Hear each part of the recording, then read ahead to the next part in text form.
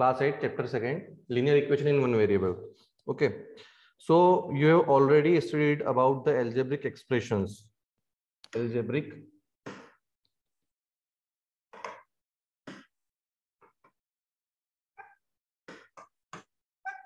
expression. Okay, algebraic expressions से आप already familiar हैं. algebraic expressions क्या होते हैं? लाइक आपने अगर कोई टर्म्स देखी हो जिसमें वेरिएबल आ रहा है x एंड कॉन्स्टेंट्स आ रहे हैं, कोफिशिएंट्स आ रहे हैं, तो ऐसे टर्म्स को अपन बोलते हैं algebraic expressions. Okay, so an equality of two algebraic expression is called an equation. ठीक है, इक्वेशन समझते, इक्वेशन क्या होती है? Equation is the equality of two algebraic expressions. Okay, equation is equality of two algebraic expression.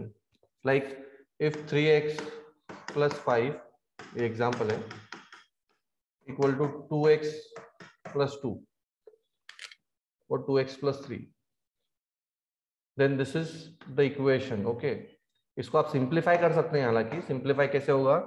Like जो x के form में है उन सबको एक साइड ले लेंगे तो ये 2x साइड चेंज होगा तो कितना हो जाएगा? -2x. 3 + 5 का साइड चेंज होगा तो कितना हो जाएगा? -5. और आप आगे लिखोगे by side change.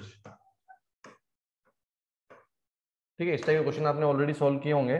So 3x - 2x is x and 3 - 5 is -2. तो the value of x is -2. और अगर आप इसको इक्वेशन बनाना चाहते हैं, ये अभी भी इक्वेशन है पर इसको सिस्टमेटिक बनाना चाहते हैं तो साइड चेंज करेंगे -2 का, तो x + 2 = 0. This is the standard form of the equation. Okay, now सबसे पहले समझते हैं इस चैप्टर का नाम. ठीक है, तो चैप्टर के सबसे पहले क्या लिखा हुआ? लीनियर. तो ये लीनियर टर्म का मतलब क्या होता है? Okay, this term linear signifies that the degree of the variable is 1. Okay, इसका मतलब क्या होता है? लीनियर मतलब degree of the variable is 1. अब एक और कॉन्सेप्ट आ गया, डिग्री. डिग्री भी बहुत से बच्चों को नहीं पता होगी. तो डिग्री क्या होता है? Degree is the highest power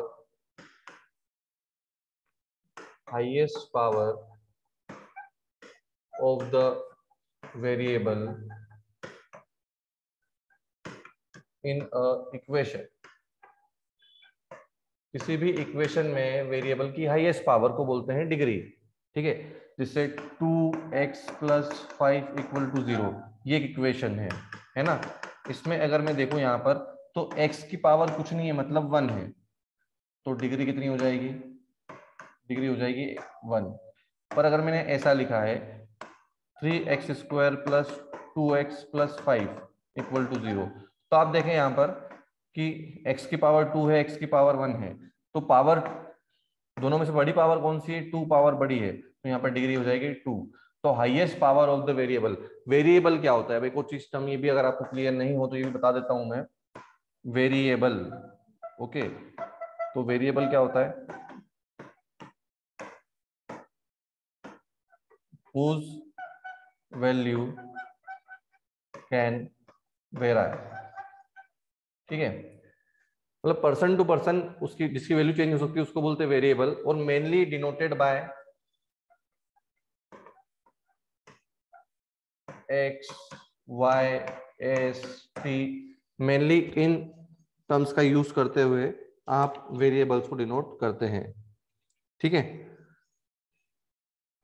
mn भी कभी कभी ले लेते हैं.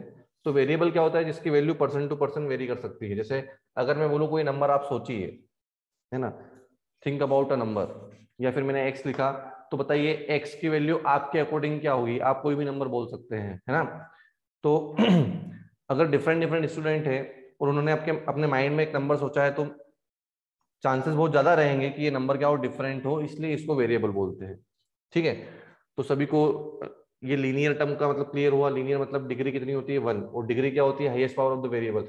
मतलब यहाँ अपन यहाँ जो पढ़ने वाले हैं, we are going to study about the equations which are linear. That means in that equations the highest power of the variable is 1. Okay, we will not study this type of equations, we will study only this type of the equations, okay, in which the highest power of the variable is 1. Okay, now some more terminologies are there like coefficient. Coefficient ये आप लोग पढ़ चुके हैं। तो coefficient क्या होता है बेटा? Constant which is in multiplication with variable. Okay, like अगर मैंने कोई इक्वेशन लिखी है यहाँ पर, है ना, कोई मैं एग्जांपल के लिए देखते हैं, अगर मैंने लिखा 5x² + 2x + 1, ऐसा कुछ लिखा है मैंने, तो मैं यहाँ पे लिखता हूँ टर्म और यहाँ पे लिखता हूँ कोफिशिएंट। ठीक है, तो इसकी टेबल बनाते हैं अपन। तो टर्म, सबसे पहली टर्म कौन सी है? 5x² है, देन नेक्स्ट टर्म 2x है, और देन उसकी भी नेक्स्ट टर्म 1 है। ठीक है, अब इस 5x² में कोफिशिएंट है 5, 2x में कोफिशिएंट है 2, और यहाँ पर 1 ही है। ठीक है। अच्छा, कोफिशिएंट का मैंने एक अपना अलग ही फंडा बना रखा है। कोफिशिएंट मतलब मैं क्या लिखता हूँ डायरेक्टली,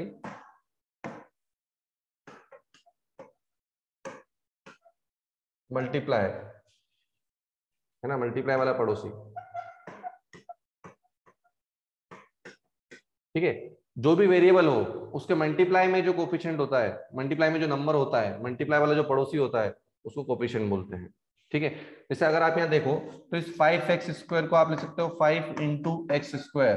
तो देख लो आप, ये वेरिएबल के मल्टीप्लाई में है ना, मल्टीप्लाई वाला पड़ोसी किसका? वेरिएबल का, ऑफ वेरिएबल।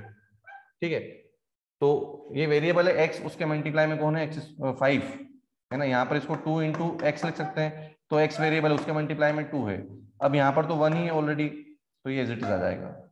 क्लियर? ठीक है, समझ में आया सभी को कोफिशिएंट? आगे बढ़ते हैं। ठीक है, सो linear equation in one variable. तो लीनियर इक्वेशन, लीनियर मतलब सभी को समझ में आ गया कि जो हाईएस्ट पावर रहने वाली है वेरिएबल की वो 1 रहने वाली है ना। इक्वेशन आपको ऑलरेडी सबसे पहले इक्वेशन ही बताया मैंने फर्स्ट। तो इक्वेशन क्या होता है? Equality of two algebraic expression. कभी भी जब भी दो एक्सप्रेशन एल्जेब्रिक एक्सप्रेशन इक्वल में आते हैं तो उसको बोलते हैं इक्वेशन बोलते हैं। देन वन वेरिएबल मतलब थ्रू आउट द चैप्टर आपको सिर्फ जो क्वेश्चन दिखेगा वो सिंगल वेरिएबल में दिखेगा। मतलब अगर x यूज किया है तो x ही चलेगा, y यूज, एक क्वेश्चन में, पर्टिकुलर क्वेश्चन की बात कर रहा हूं मैं, है ना। नाउ कुछ चीजें आपको बताता हूं मैं। Every equation has two sides. First one is LHS, second one is RHS. LHS signifies left hand side and RHS signifies right hand side. ठीक है, in an equation always the value of LHS and RHS is equal. Okay, कोई भी अगर equation आप लोगे तो उसमें LHS और RHS हमेशा इक्वल होगा। ठीक है, तभी वो इक्वेशन है। अगर ये इक्वल नहीं है देन वो इक्वेशन नहीं होगी। क्लियर सभी को? ठीक है, आगे पढ़ते हैं। अच्छा, कुछ इंपॉर्टेंट पॉइंट लिख ही लो चलो। ये आप linear equation, a linear equation has only one solution. Linear equation का सिर्फ एक ही सॉल्यूशन होता है ना। नंबर ऑफ सॉल्यूशन डिपेंड करते किस पे? डिग्री पे। Number of solution is equal to number of degree. ठीक है, तो जितनी डिग्री होगी उतने के उतने सॉल्यूशन होंगे। तो यहाँ पर 1 सॉल्यूशन है तो डिग्री भी 1 ही होती। देख लो आप, 1 डिग्री इसलिए 1 सॉल्यूशन है ना। Next point, next third point जो है आपका क्या है? फॉर any equation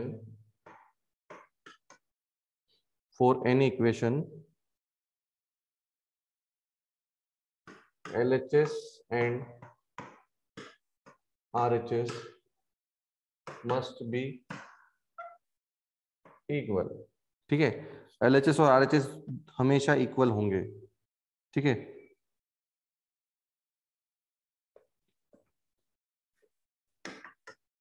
अब सॉल्यूशन होता क्या है ना, सॉल्यूशन होता क्या है, सॉल्यूशन की डेफिनेशन अगर देखें तो सॉल्यूशन की डेफिनेशन ये है बेटा, the value of variable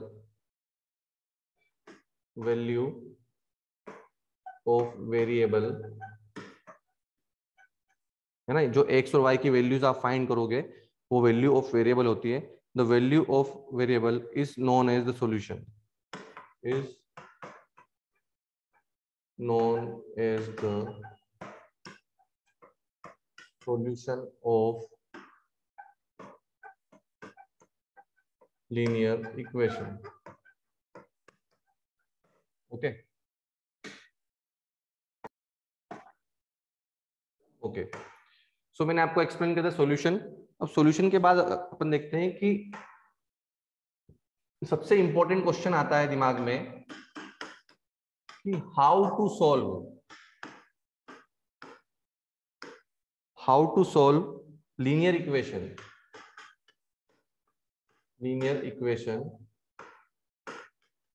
in one variable, इसको सोल्व कैसे करें। ठीक है, ये सबसे पहले दिमाग में आता है, हाँ या ना। ठीक है, तो कुछ आपको स्टेप से वो परफॉर्म करना रहेगी। फर्स्ट स्टेप जो है आपकी, फर्स्ट स्टेप ऐसी है बेटा कि the same number is added to both side of the equation, है ना, सेम नंबर, आप सेम नंबर दोनों साइड ऐड कर सकते हो, है ना, इज एडेड और subtracted from both sides of the equation। ये स्टेप का मतलब क्या है समझो बेटा, एग्जांपल देखते हैं।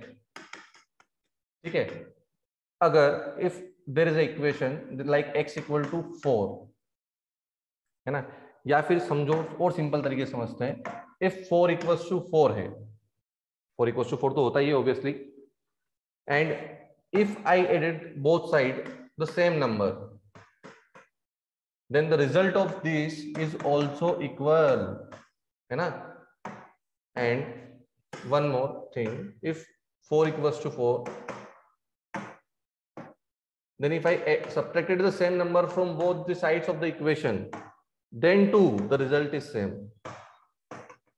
Okay, so as per the first point, same number is added or subtracted from both side of the equation, मतलब आप दोनों साइड से अगर आप सेम नंबर ऐड कर रहे हो, दोनों नंबर सब्ट्रैक्ट कर रहे हो, तो इक्वेशन बैलेंस ही रहेगी, इक्वेशन सेम ही रहेगी, इक्वेशन में कोई डिस्टरबेंस नहीं होगा। ठीक है, सेकेंड पॉइंट जो है, each side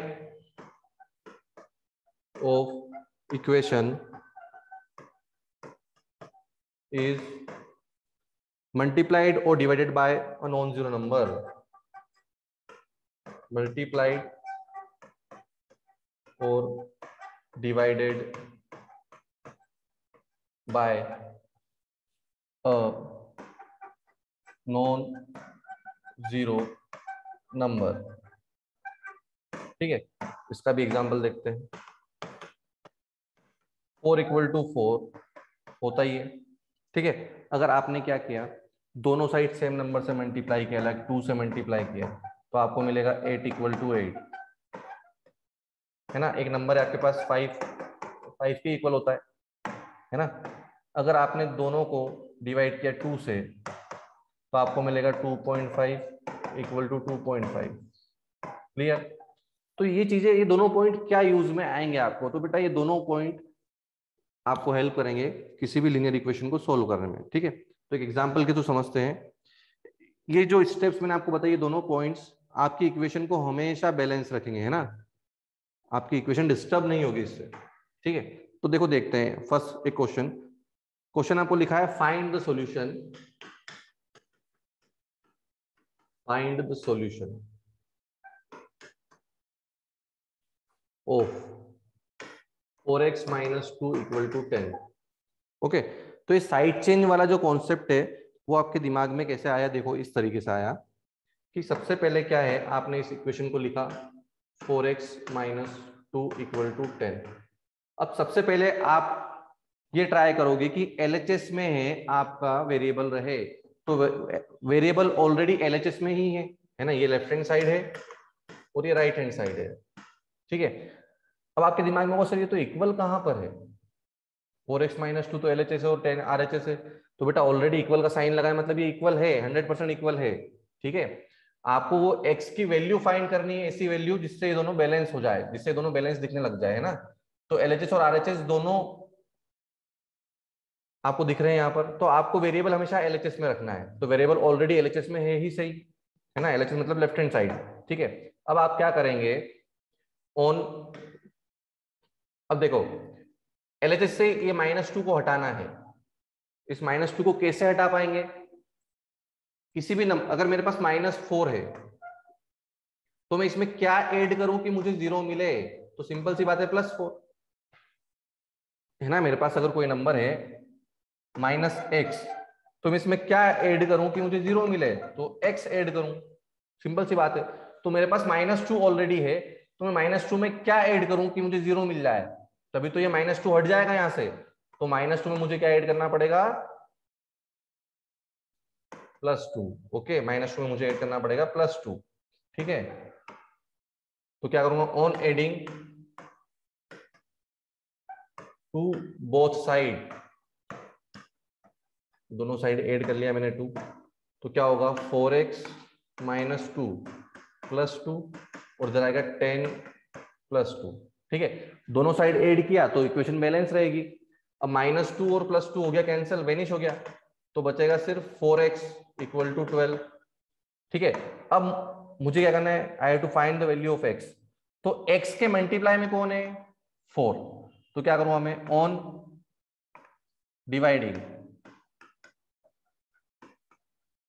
both side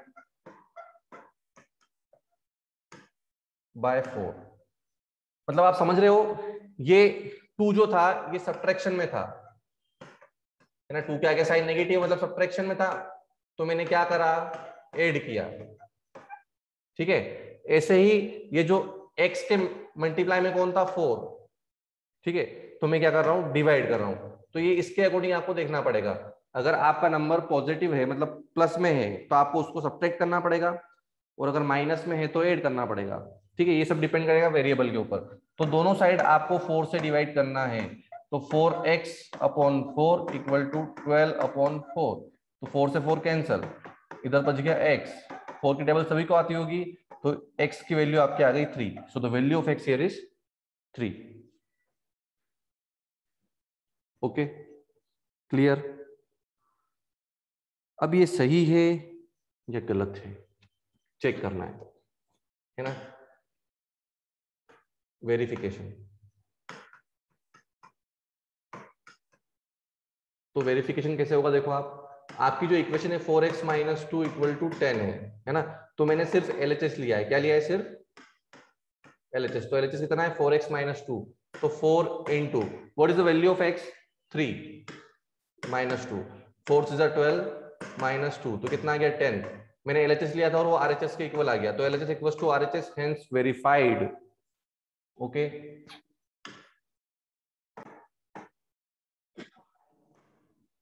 yes, next question, example 2, क्या है example 2, find the solution of 3/5x + 5 = 20, ठीक है। ये क्वेश्चन है, तो इसको सोल्व करने के दो मेथड है, एक सिस्टमैटिक मेथड सबसे पहले, तो ये LHS है and this one is RHS, तो आपका जो वेरिएबल है वो LHS में होना चाहिए, तो ऑलरेडी वेरिएबल LHS में है ना। अब सबसे पहले मैं इस 5 को हटाऊंगा, +5 है, तो ये कैसे हटेगा? +5 कैसे हटेगा? -5 करने से दोनों साइड है ना, तो on subtracting 5 from both side. ठीक है, अब यूं मत बोलना कि on subtracting -5 from both side, वो गलत हो जाएगा। आप क्या लिखोगे? ऑन सब्ट्रैक्टिंग 5, क्योंकि आपकी जो इक्वेशन है 3/5 x + 5 और इधर 20, ये आपकी इक्वेशन है। आप क्या कर रहे हो? दोनों में से 5 माइनस कर रहे हो। ठीक है, तो ये हो गया, तो -5 + 5 कैंसिल हो जाएगा, तो बचेगा 3/5 x इक्वल टू 20 - 5 इज 15। ठीक है, अब अगर आप देखें तो 3/5 मल्टीप्लाई में है, हाँ या ना? या फिर इसको आप अगर डीप में देखें तो ये ऐसा है 3x/5, मतलब 5 डिवाइड में है ना? 5 किस में है? डिवाइड में है। तो क्या करेंगे? On multiplying by 5 both side, so 3/5 x multiply by 5 equal to 15 × 5। ठीक है, तो इधर क्या होगा? 5 से 5 कैंसिल, क्या बचा? 3x इक्वल टू 15 × 5, ऐसा बचा। अब आप देखेंगे तो x के मल्टीप्लाई में बस 3 है, x के मल्टीप्लाई में क्या है? 3। तो नेक्स्ट आप क्या लिखेंगे? On dividing by 3 both side. तो आप ये जो भी थ्योरेटिकल लाइन मैंने लिखी है, आप ध्यान से देखेंगे तो ये 5 प्लस में था, तो मैंने क्या लिखा? सब्ट्रैक्टिंग, है ना? ये 5 डिवाइड में था, तो मैंने क्या करा? मल्टीप्लाई करा। ये 3 मल्टीप्लाई में है, तो मैंने क्या किया? डिवाइड में। मतलब आपको क्वेश्चन को देख के चलना है। क्वेश्चन में अगर आपका नंबर एडिशन में है तो आपको उसी नंबर को सब्ट्रैक्ट करना है। क्वेश्चन में अगर आपका नंबर मल्टीप्लीकेशन में है तो आपको उसी नंबर से डिवाइड करना है। क्वेश्चन में अगर आपका नंबर कोई डिवाइड में है तो उसी नंबर से आपको मल्टीप्लाई करना है। ठीक है, so on dividing by 3 both side, तो क्या मिलेगा आपको? 3x/3 equals to 15 × 5/3। तो क्या होगा फिर? 3 से 3 कैंसिल, 3 1 जा 3, 3 5 जा 15। So x equals to 5 × 5. So the final value of x here is 25. Now verification. इससे भी सिंपल मेथड है, पर आपको पहले एक सिस्टमेटिक मेथड सीखना जरूरी है, इसके बाद आपको सिंपल मेथड भी सिखा दी जाएगी। ओके, सो 3/5 x + 5, ये LHS आपका है ना? So 3/5 into what is the value of x here is 25. Now +5. According to Bodamas rule, first you have to solve the multiplication. So 5 1 is 5, then 5 5 is 25. Okay. Division, then multiply 5 3 is 15 plus 5 equal to 20. That is equals to RHS. Okay. So LHS equals to RHS, hence verified. Okay.